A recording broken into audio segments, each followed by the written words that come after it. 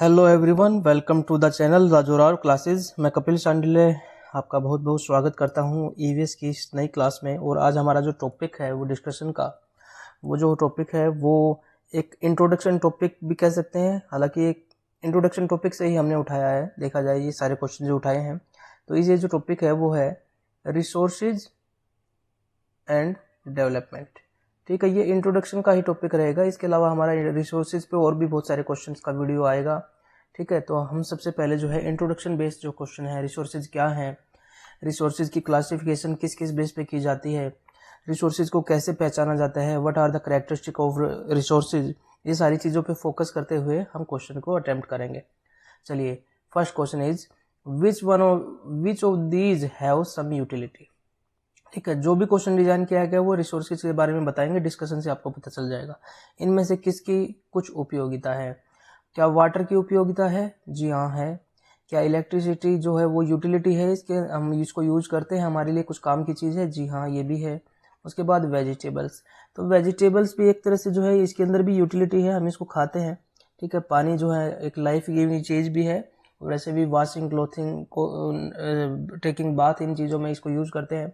और सिंचाई में या बिजली बनाने में यूज करते हैं। इलेक्ट्रिसिटी देखिए कि रिसोर्स हो गया हमारे पास, और वेजिटेबल भी। तो इसका सही आंसर क्या हो गया? सही आंसर तो इसका हमारा हो गया ऑल ऑफ द अबव, ये सभी। लेकिन यहाँ पर हमको एक चीज समझनी है, which of these have some utility.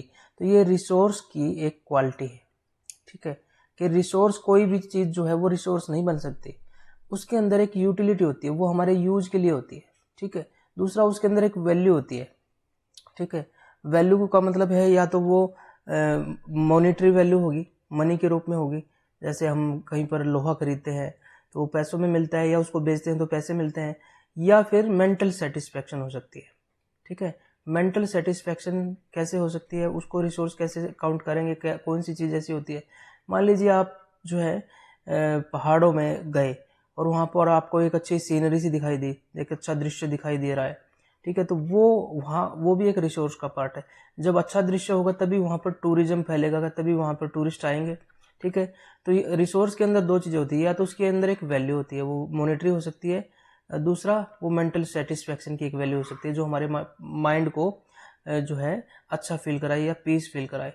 तो ये रिसोर्सेज हो गया। Which of these have some utility, इनमें से किसकी कुछ उपयोगिता है? तो इसकी यूटिलिटी जो है वाटर की भी है, इलेक्ट्रिसिटी की भी और वेजिटेबल की है। तो ये तीनों में मॉनेटरी वैल्यू ही हो गई। ठीक है, तो ऑल ऑफ द अबव हमारा सही आंसर हो गया। तो रिसोर्स यूटिलिटी है उसके अंदर, और उसकी मनी वैल्यू है। ठीक है, और मेंटल सेटिस्फैक्शन भी हो सकती है। Which of these have economic value. ठीक है, तो ये इकोनॉमिक वैल्यू का मतलब क्या हो गया? मनी वैल्यू हो गई। इनमें से किसका आर्थिक मूल्य है? ठीक है, लैंडस्केप, होम रेमिडीज, मेटल्स। ठीक है, तो इनमें किसका आर्थिक मूल्य हो सकता है? देखिए, लैंडस्केप क्या है कि एक जगह है, कोई बड़ी जगह है जिसमें बहुत सारे खेत हैं या बहुत सारे पहाड़ हैं, आसपास नदियां भी हैं। क्या उसकी इकोनॉमिक वैल्यू हो सकती है? जी हाँ, हो सकती है, क्योंकि नदी का पानी यूज किया जा सकता है। पानी को जो है फिल्टर करके बोटल्स में यूज करके बेचा जा सकता है। इसके अलावा वहाँ पर लैंडस्केप के अंदर पेड़ भी होंगे। ठीक है, पेड़ काट कर उनकी इकोनॉमिक वैल्यू भी देखी जा सकती है। या वहाँ पर एक अच्छी सीनरी दृश्य बन सकता है। ठीक है, वहाँ झील है या अच्छा एक दृश्य दिखाई देता है हमको, झील, पहाड़, हरा भरा चीज़ें हैं, तो वो दृश्य हो सकता है, तो उसकी वैल्यू बनती है। तो लैंडस्केप की जो है इकोनॉमिक वैल्यू बन जाती है इस तरीके से। अब दूसरा है होम रेमेडीज। आप पहले अपना आंसर पोस्ट कर दीजिए, कर दिया करो उसका, उससे फिर उसके बाद जब डिस्कशन होगा तो आपको पता चलेगा कि हमने आंसर कैसे निकाला। होम रेमेडीज, ठीक है, होम रेमेडीज मतलब जो घरेलू उपचार है।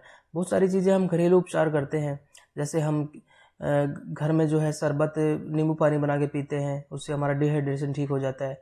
या हम हल्दी से ट्रीटमेंट करते हैं, नीम के जो ऊपर की छाल होती है उससे दवाई बनाते हैं। तो ये क्या इनकी इकोनॉमिक वैल्यू है? जी हाँ, आयुर्वेदिक होगी या होम्योपैथी होगी, उसकी एक इकोनॉमिक वैल्यू होती है। आप उस तरीके को बेच भी सकते हैं, दवाइयाँ बना के बेच भी सकते हैं, और खुद के पैसे भी बचा सकते हैं। तो ये इसकी ये भी सही हो गया। तो हमारा दोनों की इकोनॉमिक वैल्यू होगी। और उसके बाद देखिए मेटल्स, धातु, जितने भी मेटल्स है, कॉपर है, आयरन है, कोई भी है, आप अपने आसपास अपने घरों में देखिए तो वो सारी मेटल्स जो है वो यूज होती है घरों के अंदर, और वो इकोनॉमिक वैल्यू लिए हुए हैं। ठीक है, तो डी हो गया ऑल। ठीक है, तो ये हमारा सही आंसर हो गया, सभी की इकोनॉमिक वैल्यू है। नेक्स्ट क्वेश्चन, तीसरा क्वेश्चन है resources are distributed unequally over the earth because of, देखिए रिसोर्सेज जो है वो डिस्ट्रीब्यूटेड है unequally over the earth because of what, देखिए पृथ्वी पर असमान रूप से संसाधन वितरित किए गए हैं, किस कारण से, क्यों। अब हम यहाँ पे सोच सकते हैं कि क्यों ऐसी बात कही गई। रिसोर्सेज का एक और कैरेक्टरिस्टिक बताई गई है कि रिसोर्सेज इक्वली डिस्ट्रीब्यूटेड नहीं है।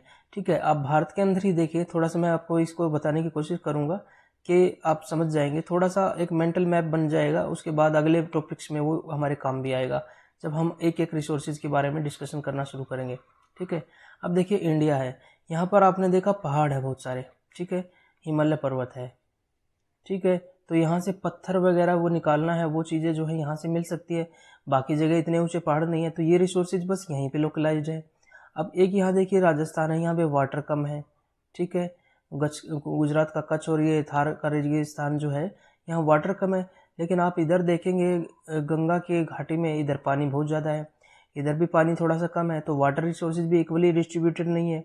ठीक है, उसके साथ साथ आप देखेंगे कि ये बेल्ट जो है उड़ीसा, मध्य प्रदेश, झारखंड, ये वाली बेल्ट जो है यहाँ पर लोहा, कोयला, खनिज पदार्थ पाए जाते हैं, सब जगह इतने नहीं पाए जाते। ठीक है, तो यहाँ पर भी देखिए तो इक्वली डिस्ट्रीब्यूटेड नहीं है। अब देखिए यहाँ पर जो है समतल मैदान जो होते हैं ना, जलोढ़ मिट्टी के जो मैदान है, एलुवियल सोइल, वो यहाँ पर बहुत ज़्यादा है, इसलिए यहाँ पर खेती अच्छी होती है। तो ये रिसोर्सेज हर जगह अवेलेबल नहीं है, पहाड़ों पे अवेलेबल नहीं है, तो रिसोर्सेज जो है इक्वली डिस्ट्रीब्यूटेड तो नहीं है, ये तो बात ठीक है, लेकिन किस वजह से। तो अब देखो एक एक ऑप्शन के मदद से हम देखेंगे। द डिफरेंट नेचुरल कंडीशन, ये ऑप्शन हो सकता है कि नेचुरल कंडीशन अलग अलग है, पहाड़ों पे अलग नेचुरल कंडीशन है, नेचर ने पहाड़ों को अलग तरीके से बनाया है। यहाँ पर नेचुरल कंडीशन अलग है क्योंकि यहाँ पर जो है पहाड़ नहीं है और मानसून पवनें सीधी निकल जाती हैं। ठीक है, सीधी कोई रुकावट नहीं होती, और मानसूनी बारिश आपको पता है कि वो पर्वतीय वर्षा होती है। ठीक है, तो इस तरीके की वर्षा जो है, अगर पहाड़ नहीं मिलेंगे रास्ते में तो वो बारिश नहीं करेंगे, तो यहाँ पर रेगिस्तान बना हुआ है, तो नेचुरल कंडीशन होगी ये भी। अब यहाँ पे देखिए ये पश्चिमी घाट है, ये पूर्वी घाट है, तो पश्चिमी घाट से बादल टकराते हैं तो बारिश हो जाती है, लेकिन इसकी इस तरफ बारिश थोड़ी कम होती है, और यहाँ से मानसून पवनें सीधी निकल जाती है, तो यहाँ पर भी बारिश तमिलनाडु के आसपास कम होती है। तो सारी नेचुरली कंडीशन है, तो ये ऑप्शन तो हमारा बनता दिख ही रहा है। ऑल ऑफ द अबव हमारा ऑप्शन बन रहा है कि नहीं बन रहा है, ये देखेंगे। अब देखो लेवल ऑफ डेवलपमेंट, क्या डेवलपमेंट के लेवल के हिसाब से जो है रिसोर्सेज जो है डिस्ट्रीब्यूटेड अनइक्वल हो सकते हैं। मान लीजिए राजस्थान है, तो राजस्थान के अंदर जो है हमने देखा रेगिस्तान है, रेत है, बहुत सारा पानी कम है। मान लीजिए यहाँ टेक्नोलॉजी डेवलपमेंट अच्छा हो जाए, तो इसका मतलब ये तो नहीं कि वो यहाँ पे रिसोर्सेज लोहा मिलने लग जाएगा, यहाँ पर लोहा तो मिलेगा ही नहीं। ठीक है, पानी आप नहरों से लेके आ सकते हैं, ठीक है, लेकिन सारे रिसोर्सेज जो नेचुरल कंडीशंस में मिलने चाहिए वो यहाँ जरूर थोड़ी कि यहाँ पे डेवलप होने लग जाएंगे अपने आप, रेत के अंदर से लोहा थोड़ी निकलने लग जाएगा। तो लेवल ऑफ डेवलपमेंट की वजह से डिस्ट्रीब्यूशन नहीं है। ठीक है, रिसोर्सेज डेवलपमेंट तो हो सकता है डेवलपमेंट की वजह से या टेक्नोलॉजी की वजह से, लेकिन रिसोर्सेज को यूज कर सकते हैं वहाँ लोकल की रिसोर्सेज को, लेकिन सारे रिसोर्सेज डिस्ट्रीब्यूट जो हो रखे हैं ना अनइक्वली पूरे अर्थ पे, वो डेवलपमेंट की वजह से नहीं हो रखे। मान लीजिए अमेरिका है, अमेरिका में कई जगह रेगिस्तान होगा, वो तो पूरा डेवलप है, लेकिन रेगिस्तान तो रेगिस्तान ही है, वो उसको कैसे चेंज करेगा, वहाँ पर वो कैसे जो है ऐसी कंडीशन क्रिएट करेगा जहाँ पर पहाड़ और बहुत सारे वन हो। ठीक है, तो कुछ लेवल तक कोशिश की जा सकती है, लेकिन लेवल ऑफ डेवलपमेंट डिस्ट्रीब्यूशन को प्रभावित नहीं करता, केवल यही प्रभावित करता है। तो ये all of the above cut जाएगा। टेक्नोलॉजिकल लेवल, अच्छी टेक्नोलॉजी से भी आप रेत में से वो नहीं निकाल सकते, लोहा नहीं निकाल सकते, तो हमारा इसका सही आंसर होगा द डिफरेंट नेचुरल कंडीशन जो हैं वो असमान रूप से संसाधन के वितरित को जो है कंट्रोल करती है। ठीक है, ये हमारी विभिन्न जो प्राकृतिक परिस्थितियां हैं वो कंट्रोल करती है रिसोर्सेज के डिस्ट्रीब्यूशन को। अब है next, resources drawn from nature and used without much modification are called as. ठीक है, ये चौथा क्वेश्चन है, रिसोर्सेज जो ड्रॉ किए गए हैं नेचर से, used without much modification are called as, जो नेचर से लिए गए हैं और उसमें ज़्यादा मॉडिफिकेशन नहीं की गई है, प्रकृति से प्राप्त किए गए संसाधन और उनमें बहुत ज़्यादा संशोधन नहीं किया गया और बिना संशोधन के उपयोग किए जाते हैं, तो वो क्या ह्यूमन मेड रिसोर्सेज है। तो ह्यूमन मेड रिसोर्सेज तो वो होंगे ना जो आदमी ने बनाए हैं, प्रकृति से नहीं प्राप्त हुए। ठीक है, ये तो गलत हो गया। नेचुरल रिसोर्सेज, क्योंकि प्रकृति से प्राप्त हुए हैं तो ये नेचुरल रिसोर्सेज इनको कहा जाएगा। ठीक है, अब है कल्चरल रिसोर्सेज। ये कल्चरल रिसोर्सेज जो आदमी जो आपस में जो उसने रहने का ढंग बना रखा है, जो सामाजिक चीज़ें बना रखी हैं, जो त्यौहार मनाता है, ये कल्चरल में आता है। तो ये जो है नेचर से प्राप्त नहीं हुई, वो आदमी अपने आप क्रिएट कर रहा है, तो नन वो नहीं हो सकता। तो हमारा सही आंसर हो गया these are called as natural resources that are drawn for nature and used without much modification. ठीक है, तो अब ये हमारा आंसर आ गया। फिफ्थ क्वेश्चन इज जिन संसाधन resources which are whose quantities are known are named as, ऐसे रिसोर्सेज जिनकी क्वांटिटी हमें पता है उनको क्या कहा जाता है? ठीक है, उनको एक्चुअल रिसोर्सेज कहा जाता है। ठीक है, एक्चुअल रिसोर्सेज कहा जाता है वास्तविक संसाधन जिनकी क्वांटिटी हमको पता है, जिनको हम यूज कर रहे हैं और उनको यूज करने की टेक्नोलॉजी हमें पता है। ठीक है, जैसे पेट्रोलियम रिसोर्सेज है, कोल रिसोर्सेज है, हमें पता है कि कितना रिजर्व है हमारे पास, कितना रखा हुआ है, एक्चुअल रिसोर्सेज। ठीक है, इनको कहा जाता है। पोटेंशियल रिसोर्सेज जो रिसोर्सेज हैं वो ऐसे रिसोर्सेज होते हैं जो कहीं पर पड़े हुए हैं, फिलहाल उसको यूज नहीं कर रहा है, तो ठीक है, संभावना है कि उनको भविष्य में यूज किया जाएगा। कभी कभी इनकी टेक्नोलॉजी अवेलेबल नहीं होती, इस वजह से भी इनको यूज नहीं कर सकते। ठीक है, जैसे थोरियम का एक जिक्र किया जाता है, जो है वो अभी तक यूज नहीं किया जा रहा, केरल के कोस्ट पे मिलता है। यूरेनियम जो है लद्दाख में मिल रहा है, अभी उसको यूज करना शुरू नहीं किया है, तो वो पोटेंशियल रिसोर्सेज है।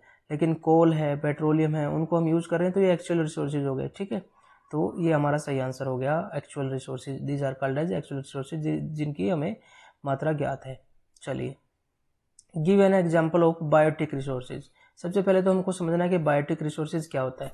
तो बायोटिक रिसोर्सेज संसाधनों का एक उदाहरण दे, तो ऐसे रिसोर्सेज बायो, आपने देखा बायोटिक रिसोर्सेज कह रही है, ट्रांसलेशन इसको नहीं किया, इनको जैविक संसाधन कहा जाता है।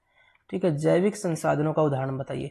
जैविक संसाधन वो संसाधन होते हैं those are obtained from living beings. ठीक है, लिविंग बींग्स से, ठीक है, उनसे जो रिसोर्सेज मिलते हैं, जैसे आप पेड़ों से जो प्राप्त करते हैं, ट्रीज से, या आप कह सकते हैं कि फॉरेस्ट से जो प्राप्त करते हैं। ठीक है, तो लिविंग बींग हो गए ना, या जानवरों से जो प्राप्त किए जाते हैं। ठीक है, तो इनको कहा जाता है लिविंग रिसोर्सेज या बायोटिक रिसोर्सेज, जो लिविंग थिंग से प्राप्त किए जाते हैं। ठीक है, तो रॉक्स हैं, ये तो लिविंग नहीं होती, तो कट गया। Minerals are also not living thing beings, ये भी कट गया। Soils are also known as non living. ठीक है, उसके बाद आ गया एनिमल, ये हमारा सही आंसर हो गया क्योंकि ये लिविंग बींग्स है। तो बायोटिक रिसोर्सेज या जैविक संसाधन जो लिविंग बींग से प्राप्त होते हैं उसको हम कहते हैं। उसके बाद देखिए, coal is an example of what. Coal जो है वो किस चीज़ का एग्जाम्पल है? Renewable resources, non renewable resources, human resources या पोटेंशियल रिसोर्सेज। देखिए यहाँ पे जो है ना चारों अलग अलग तरह के रिसोर्सेज है, थोड़ा सा समझेंगे। रिन्यूएबल रिसोर्सेज वो हैं जो रिसोर्सेज धीरे जो है जल्दी ही बन जाते हैं, दोबारा से नेचर में फिर से रिक्रिएट हो जाते हैं। तो कोल के बारे में अगर बात करें हम, तो ये जो है मिलियंस ऑफ ईयर्स के बाद बने हैं। ठीक है, तो बिलियंस ऑफ ईयर्स के बाद ये रिसोर्सेज बने हैं, जब बहुत सारे घने जंगल जो है जमीन के नीचे दब गए थे, और वहाँ टेम्परेचर में दब के, और घने जंगल थे वो, और उसकी वजह से जो है टेम्परेचर के दबाव से वो कोल में कन्वर्ट हो गए। तो कोल जो है वो मिलियंस ऑफ ईयर से होता है, इसलिए रिन्यूएबल नहीं है। एक बार खत्म हो गया तो मिलियंस ईयर कौन वेट करेगा, ये बन नहीं सकते। ये नॉन रिन्यूएबल है क्योंकि काफ़ी टाइम है, काफ़ी टाइम में ये बनते हैं, तो इसलिए जो है एक बार ये खत्म हो जाए तो फिर ये रिक्रिएट करना इनका मुश्किल हो जाता है।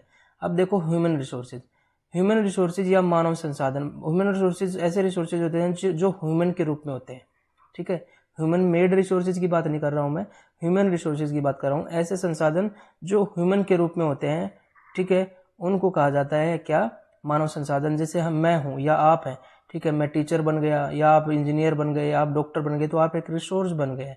ठीक है, तो इस तरीके से इनको ह्यूमन रिसोर्स कहा जाता है। अब है पोटेंशियल रिसोर्सेज। पोटेंशियल रिसोर्सेज के बारे में आपको बात कर चुके हैं।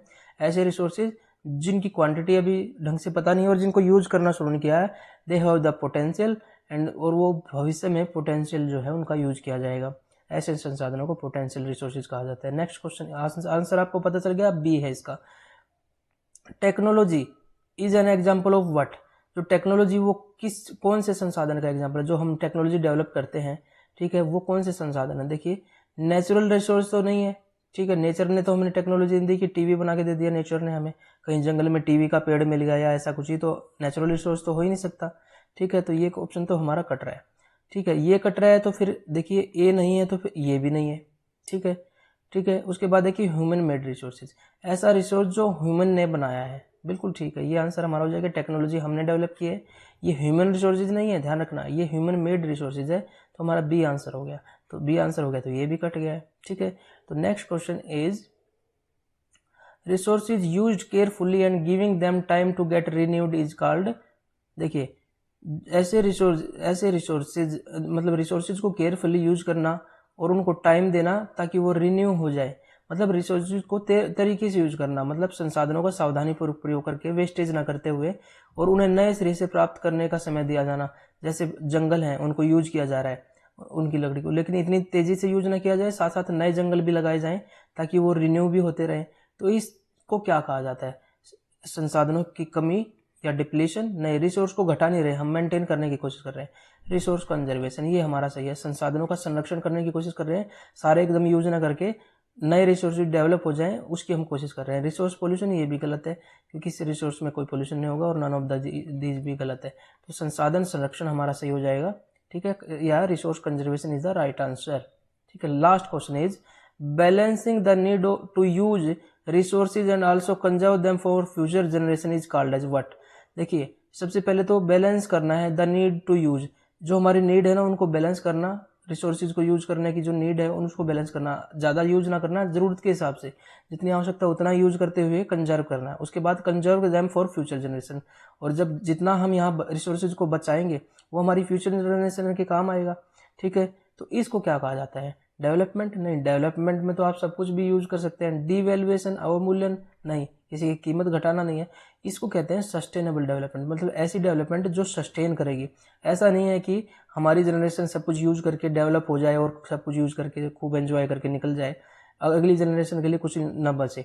तो सस्टेन, ऐसी डेवलपमेंट जो आगे भी सस्टेन करेगी, वो तभी सस्टेन करेगी जब हम बैलेंस में यूज करेंगे रिसोर्सेज को, और अगली जनरेशन के लिए भी जो है सस्टेनेबिलिटी जो है प्रदान करेंगे। इसको सतत विकास कहा जाता है, ऐसा विकास जो लॉन्ग टर्म तक चलता रहता है। ठीक है, उस सभी तो हो ही नहीं सकता क्योंकि ऊपर के दो गलत हो गए हैं, तो हमारा सही आंसर इसका हो गया है सी। ठीक है, कुछ और क्वेश्चन भी हम डिस्कस करेंगे नेक्स्ट वीडियो में। ठीक है, तो यहाँ पर हमने बहुत सारे तरह के रिसोर्सेज के बारे में पढ़ लिया। नेक्स्ट वीडियो में भी हम बहुत सारे रिसोर्सेज के बारे में पढ़ेंगे, कुछ क्वेश्चन जो हैं एग्जाम्पल के रूप में, और रिसोर्सेज का इंट्रोडक्शन का जो टॉपिक है उसको अच्छे से समझते हुए नेक्स्ट वीडियो में मिलते हैं। तब तक के लिए अपना ध्यान रखिए। जय हिंद, जय भारत।